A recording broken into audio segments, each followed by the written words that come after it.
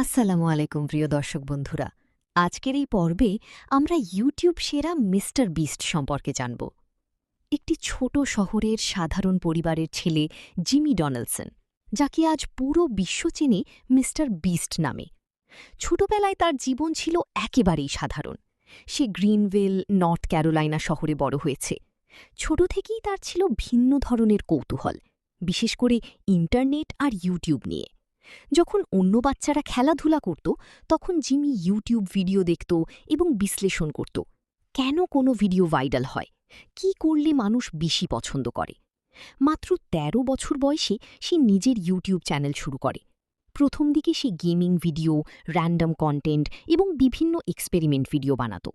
কিন্তু সমস্যা ছিল, কেউ সেগুলো দেখত না।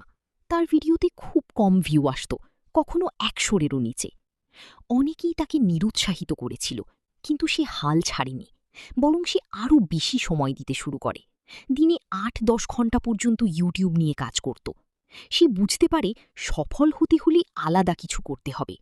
এরপর সে শুরু করে চ্যালেঞ্জ ভিডিও, যেমন ২৪ ঘণ্টা কিছু করা, অদ্ভুত এক্সপেরিমেন্ট আর বড় বড় স্টান্ট। তার জীবনের টার্নিং পয়েন্ট আসে যখন তার কিছু ভিডিও হঠাৎ ভাইরাল হয়ে যায়। লক্ষ লক্ষ মানুষ তার কন্টেন্ট দেখতে শুরু করে।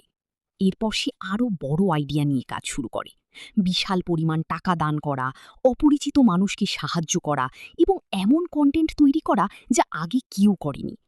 আজ মিস্টার বিস্ট শুধু একজন সফল ইউটিউবার নন, তিনি একজন উদ্যোক্তা ও দানশীল ব্যক্তিত্ব। তার চ্যানেলে কোটি কোটি সাবস্ক্রাইবার এবং তার ভিডিওগুলো নিয়মিত কোটি ভিউ পায়। সে বিস্ট ফিলান্থ্রপির মাধ্যমে অসংখ্য মানুষকে সাহায্য করছে। তার গল্প আমাদের শেখায়, সফলতা একদিনে আসে না। কঠোর পরিশ্রম, ধৈর্য এবং নিজের উপর বিশ্বাস থাকলে অসম্ভব কিছুই নয়।